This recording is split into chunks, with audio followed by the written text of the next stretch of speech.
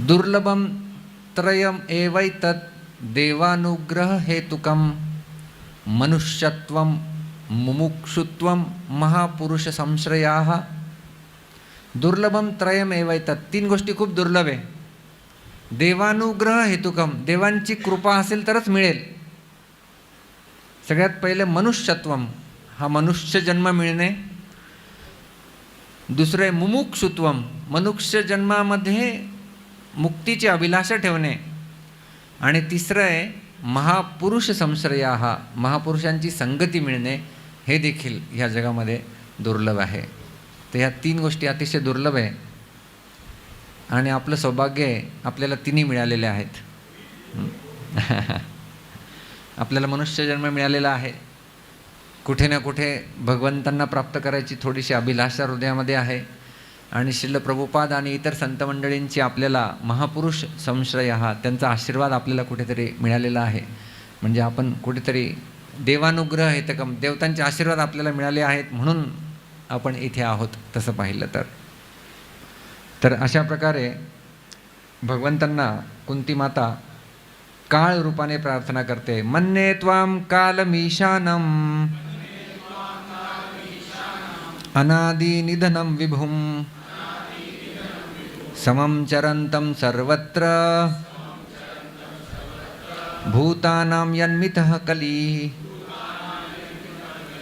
मन्ये त्वां कालम ईशानम, तुम्ही काळाचे पण स्वामी आहेत, परम नियंतक आहेत. गीतेमध्ये कृष्ण सांगतात कालोस्मी लोकक्षयकृत प्रवृद्ध, मी काळ आहे. कुंती माता म्हणते तुम्ही काळ नाही तर काळाचे देखील स्वामी आहात. अनादि निधनम विभूम, आणि तुम्ही परमनियंत्रक आदि आणि अंत रहित आहात. तुमचा न आदि आहे न अंत आहे. तुम्ही विभू म्हणजे खूप मोठे आहात. समम चरंतम सर्वत्र, सर्वांवर सारखाच तुम्ही कृपेचा वर्षाव करतात.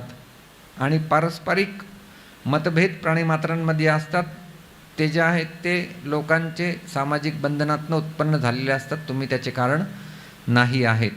अशा प्रकारे कुंती माता खूप साऱ्या प्रार्थना करते की मनुष्य रूपातील चकित करणाऱ्या लीला तुमच्या, कशा प्रकारे तुम्ही या भूतलावर विविध लीला संपन्न केल्या. जन्मकर्मच विश्वात्मन अजस्या कर्तुरात्मनः तिर्यं नृषेषु यादहसु तद अत्यंत विडंबनम. हे सगळं अत्यंत विडंबनम, हे संभ्रमात टाकणार आहे आम्हाला. काय? जन्म पहिला शब्द बघा आणि दुसऱ्या ओळीतला पहिला शब्द बघा, अज. भगवंता अजन्म आहेत परंतु जन्म घेतात. संभ्रम करणार आहे की नाही? तद अत्यंत विडंबनम. एखाद्या व्यक्तीला म्हटलं बाबा तू अजन्म आहे, तुझा जन्म नाही आहे, तो म्हणतो मग हॅपी बर्थडे कसं करताय? कृष्णांचा जन्म नाही आहे. 4थ्या अध्यायामध्येच कृष्ण म्हणतात अजोपि सन् अव्यात्मा भूतानामीश्वरोपि सन् प्रकृतीम स्वामधिष्ठाय संभवाम्यात्म मायया. मी अज आहे, अजन्म आहे, माझा जन्म नाही आहे. जन्म नाही आहे मग जन्माष्टमी कशी साजरी केली जाते? हो, जन्माष्टमी आहे, रामनवमी आहे. तर भगवंतांचा प्रकृतीम स्वामधिष्ठाय संभवामी आत्ममायया, माझ्या मायाशक्तीच्या अधीन होऊन मी जन्म घेतो. म्हणून भगवंतांचा जन्म आणि ही लीला कशी म्हटली जाते? जसं सूर्याचा उदय होतो आणि सूर्याचा अस्त होतो, सूर्य पुन्हा उदयाला येतो. सूर्याला हॅपी बर्थडे म्हणतं कोणी? अरे अरे आला आला. गेल्यावर म्हणता की गेला, सूर्याची मृत्यू झाली असं म्हणता कधी? नाही. सूर्याचा उदय होतो आणि अस्त होत असतो. त्या प्रकारे भगवंत प्रकट होत असतात आणि अप्रकट होत असतात. हे भगवंतांचा जन्म दिव्य आहे. त्यामुळे कुंती माता म्हणते तुम्ही जन्म घेतात, जरी तुम्ही अज आहात, अजन्म आहात, तुम्ही कर्म करतात अकर्तुरात्मनः. तुम्हाला करण्यासाठी काही नाही आहे परंतु तरी देखील तुम्ही कर्म करतात. तिर्यंग नृषीषु यादहसु, तुम्ही स्वतः पशु, मानव, ऋषी आणि जलचर यांच्या रूपाने तुम्ही जन्म घेतले. जलचरच्या रूपामध्ये मत्स्य, कूर्म इत्यादी अवतार घेतलेत.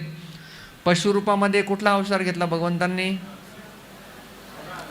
वराह, नरसिंह अवतार. मनुष्य रूपामध्ये कुठला अवतार घेतला? वामन, राम, कृष्ण आणि ऋषीरूपामध्ये कुठला अवतार घेतला? नर नारायण ऋषी. तर अशा प्रकारे ते म्हणतात की तिर्यंग नृषु ऋषु यादहसु. यादहसु म्हणजे जलचर. तर जलचर, स्थलचर, मनुष्य अशा वेगवेगळे अवतार तुम्ही घेतात. तुमचा जन्म नाही आहे परंतु तुम्ही अवतार घेतात. ही अत्यंत संभ्रमात पाडणारा आहे लोकांच्या. आणि त्यानंतर ती म्हणते की तिला वृंदावनची कुंती मातेला लीला आठवते. गोप्या ददे त्वयि कृतागसिदा मतावत या ते दशाश्रुकलिलांजन संभ्रमाक्षम वक्त्रं निनीय भयभावनया स्थितस्य सा मां विमोहयति भीरपि यत् बिभेति. गोप्या ददे, एक गोपी वृंदावनातली जिचं नाव यशोदा. त्वयि कृतागसी, तुम्ही एक गुन्हा केला होता. कुठला गुन्हा केला होता? माखनचोर आणि दहीचं भांडं फोडलं होतं. कृतागसे दामतावद, तेव्हा दाम म्हणजे दोरी. दोरी घेऊन तुम्हाला तिने बांधून टाकलं आणि तेव्हा तुमची काय दशा झाली होती? दशाश्रुकलिलांजन संभ्रमाक्षम, डोळ्यातनं अश्रू प्रवाहित होत होते. आणि रुदंतम मुहुर्नेत्र युग्म मृजंतम कराम भोजयुग्मेन सातंक नेत्रम. अरे आतंकित होऊन रडत होते आणि सगळं काजळ डोळ्यातनं खाली पडत होतं. काय तुमची अवस्था झाली होती? तुमचं तोंड बघण्यासारखं होतं. वक्त्रम, वक्त्रम म्हणजे मुख. वक्त्रम निनीय भयभावनया स्थितस्य सा मां विमोहयति भीरपि यत् बिभेति. भय व्यक्तिगत तुमच्यापासनं दूर पळतं आणि तुम्ही भयभीत झाले आहेत. सामा विमोहेती, हे मला मोहित करताय. भय, व्यक्तिगत भय भगवंतांपासून दूर जात असतं. यद्भयाद वाति वातोयम सूर्यस्तपती यद्भयाद दहती अग्निर्वर्षती इंद्रो मृत्युश्चरती पंचमः. भगवंतांच्या भयाने हे सगळ्या गोष्टी होतात. हवा सूर्याच्या भयाने वाहते. यद्भयाद वाति वातोयम सूर्यस्तपती यद्भयाद, भगवंतांच्या भयामुळे सूर्य तप्त होतात, उष्णता देतात सगळ्यांना. सूर्यस्तपती यद्भयाद दहती अग्निर, अग्नीमध्ये दाहक शक्ती भगवंतांच्या भयामुळे. वर्षती इंद्रो, इंद्र वर्षा देतो. मृत्युश्चरती पंचम, यमराज भगवंतांना घाबरतात. हे पाचही गोष्टी, पाचही देवता सांगितल्या, हे सगळे कृष्णांच्या भयामुळे या सगळ्या गोष्टी होतात. आणि हे कृष्ण भयभीत होऊन पळत होते माता यशोदेपासनं आणि रडत होते. तशा प्रकारे भगवंत भक्तीच्या अधीन असतात, हे आपण बघितलं. आणि कुंती महाराणी इथे ती सुंदर लीलेचं स्मरण करते की कशा प्रकारे हे भगवंत तुम्ही ह्या जगाला मोहित करतात. आणि अशा प्रकारे का बरं तुम्ही अवतार घेतात याची वेगवेगळी कारण मीमांसा करतात. काही लोक म्हणतात पुण्यवान राजांचा गौरव करण्यासाठी, शुद्ध भक्तांना संतुष्ट करण्यासाठी तुम्ही अवतार घेतात. काही लोक म्हणतात तुम्ही लोकांच्या प्रार्थनांना उत्तर देण्यासाठी, जगाचा कल्याण आणि असुराच्या वधासाठी अवतार घेतात. काही लोक म्हणतात भारावलेल्या पृथ्वीचा भार हलका करण्यासाठी तुम्ही अवतार घेतात. हे अलग वेगवेगळे लोक वेगवेगळी कारणं देतात अवतार घेण्याचं. पण मला काय वाटतं ॲक्च्युली तुम्ही अवतार का घेतात? कुंती माता सांगते, भवेस्मिन् क्लिश्यमानानां अविद्या कामकर्मभिः श्रवणस्मरणार्हाणि करिष्यन्निति केचन. केचन म्हणजे काही लोक असं म्हणतात. काय म्हणतात? भवेस्मिन् क्लिश्यमानानां अविद्या कामकर्मभिः. अविद्येमुळे जे लोक कर्म करतात आणि त्या कर्मांमुळे पीडा प्राप्त होते, ती लोकांची पीडा दूर करण्यासाठी भगवंतांची कथा आणि कीर्तन एकमात्र उपाय आहे. श्रवण स्मरणार हानी. आणि त्यामुळं लोकांना श्रवण करण्यासाठी, लोकांना कीर्तन करण्यासाठी काहीतरी मिळावं म्हणून तुम्ही अवतार घेतात आणि लीला करतात.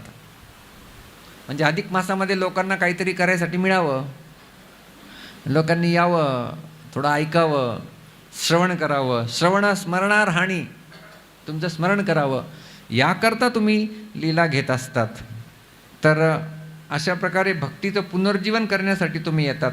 आणि हे जे असुरांना वध करणं, हे सगळं करणं, हे तर तुमचं गौण कार्य आहे, साईड इफेक्ट आहे, साईड इफेक्ट आहे तो. तर ह्या सगळ्या श्रवण आणि कीर्तनाचा मुख्य परिणाम काय आहे की तुमच्या चरणांप्रती रती प्राप्त व्हावी, ह्यासाठी ह्या सगळ्या गोष्टी केल्या जातात. आणि खूप सुंदर कुंती महाराणी म्हणते, शृण्वन्ति गायन्ति गृह्णन्त्यभीक्ष्णशः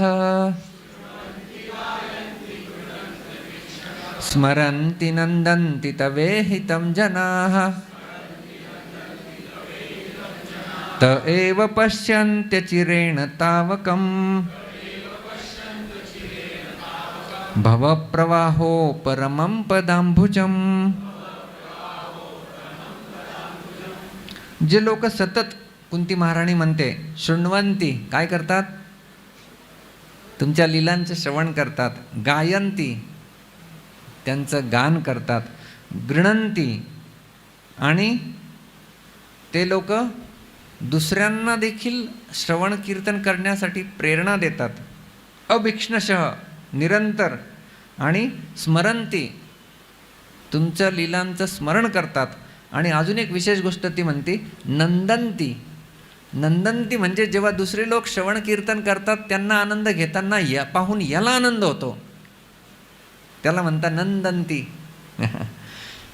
एखादा आपल्या बाजूला बसलेला असेल, एखादा आनंद घेतोय कथेमध्ये, आणि त्याला पाहून तुम्हाला वाटत असेल, अरे वा, हा किती आनंद घेतोय, आणि तुम्हाला आनंद होत असेल, ती पण भक्ती झाली.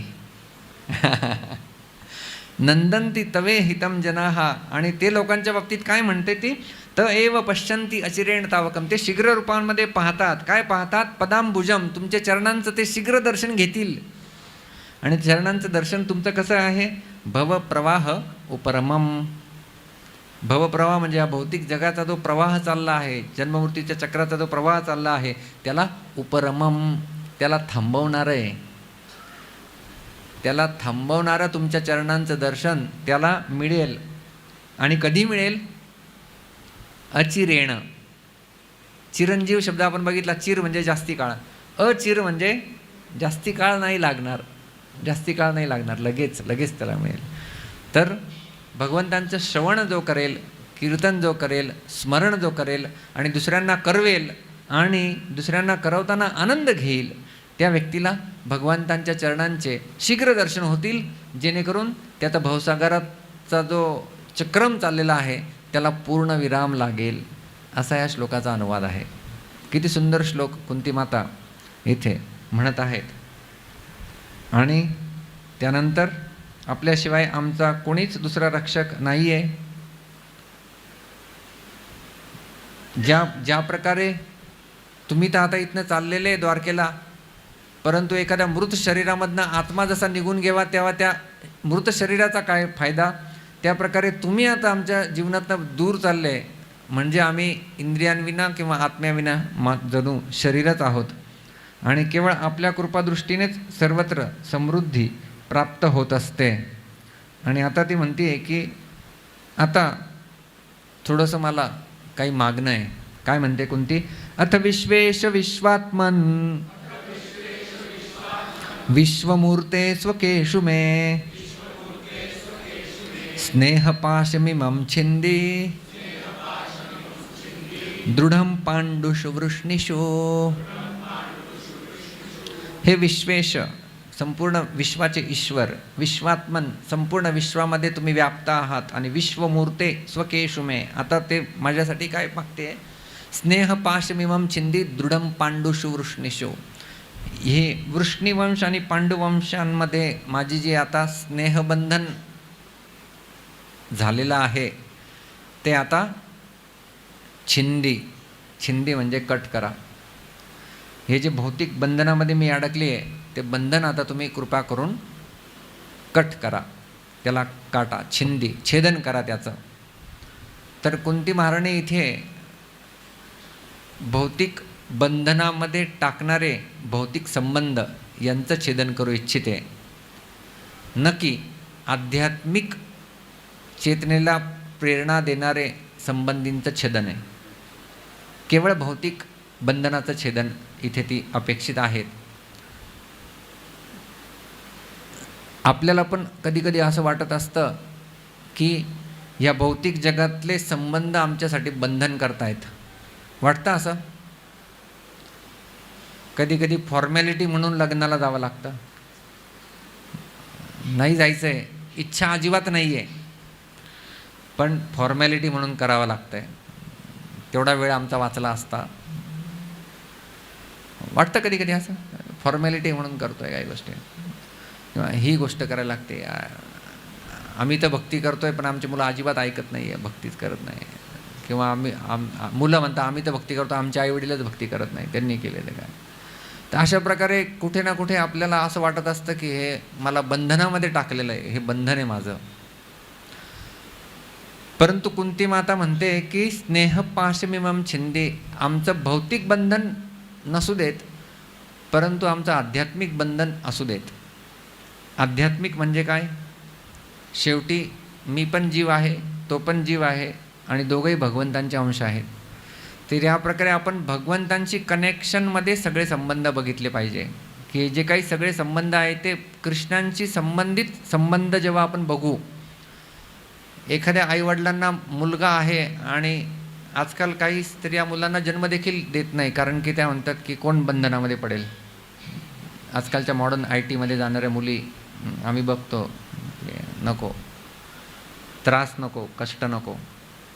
परंतु ॲक्च्युली तो त्रास आणि कष्ट नाही, ती समाजाची सेवा आहे ॲक्च्युली तसं बघितलं गेलं तर. आणि कृष्णांनी मला ही जबाबदारी दिली, ती मला पूर्ण करायची आहे, ह्या भावनेने तो करतो.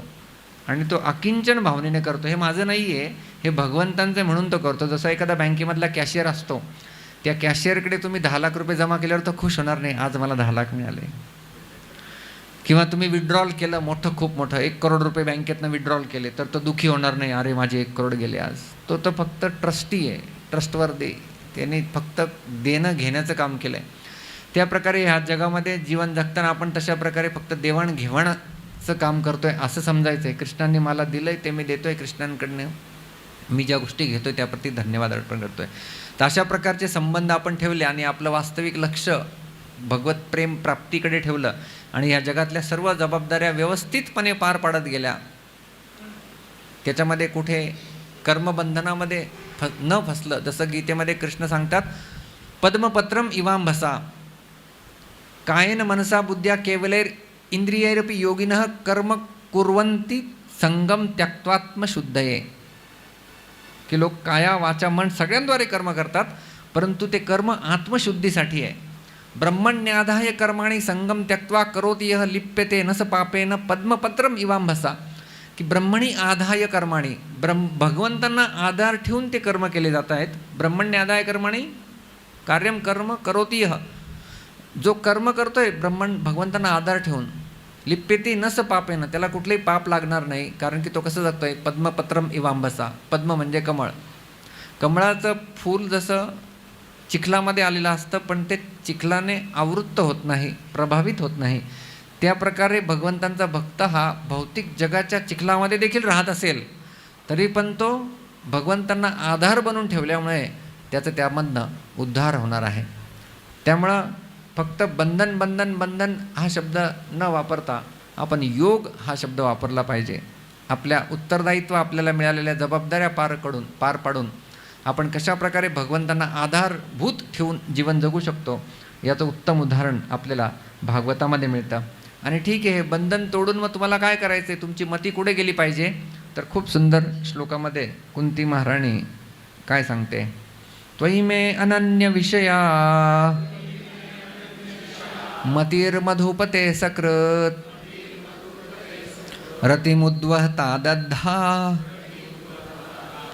गंगे वौघम उदन्वती. त्वयी म्हणजे तुमच्या प्रती, मे म्हणजे माझी, अनन्य विषया माझी मती अन्य विषय, दुसऱ्या विषयांमध्ये नको जाऊ देऊ, फक्त तुमच्याकडे गेली पाहिजे. मती मधुपते सकृत, माझी मती हे भगवंता फक्त तुमच्याकडे गेली पाहिजे. आणि भगवंतांना ती एक नाव शब्द वापरते, मधुपती. मधुपती म्हणजे lord of sweetness, lord of sweetness, माधुर्याचे भगवंत. आणि तसं पाहिलं तर कुंतीच्या जीवनामध्ये सगळी बिटरनेस आहे, जीवनात बिटरनेस आहे, पण भगवंतांना म्हणते लॉर्ड ऑफ स्वीटनेस. कारण की तिने आपल्या जीवनात आलेल्या संकटांना भगवंतांची कृपा मानली आणि भगवंतांनी आम्हाला या संकटातनं बाहेर काढलं, अशी तिची धारणा होती. त्यामुळं ती असं म्हणू शकते की तुम्ही मधुपती आहात आणि माझी मती फक्त तुमच्यामध्ये, अन्य विषया दुसऱ्या विषयांमध्ये लागूच नाही, फक्त तुमच्यामध्ये लागू देत. कशा प्रकारे उदाहरण देते, गंगे वौघम उदन्वती. गंगा ज्या प्रकारे समुद्राकडे वाहत राहते, सर्वांनी गंगेमध्ये स्नान केलंय, तर गंगा ज्या प्रकारे समुद्राकडे वाहते, कसा वेग आहे गंगेचा.